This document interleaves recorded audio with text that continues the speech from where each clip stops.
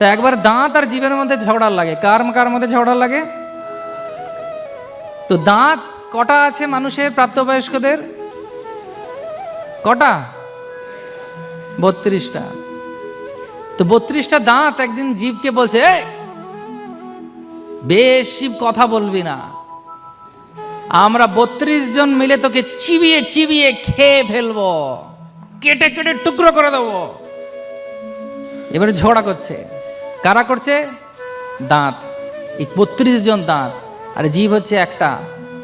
তখন জীব বলছে, আমার সঙ্গে যুদ্ধ করবি না, আমি এমন কথা বলে দেবো যে 32কে 32 বাইরে চলে যাবে। তো এটা হচ্ছে জীবের শক্তি। জীব হচ্ছে এমন একটি বস্তু যা আমাদের শরীরের মধ্যে রয়েছে, এবং সেই কথা বলার শক্তি কীরকম না, কথা হচ্ছে এমন প্রভাবশালী যে একটি ধনুষ থেকে বাণ যেরকমভাবে বেরিয়ে যায়, ঠিক সেই রকম হচ্ছে এই বাক্যবাণ।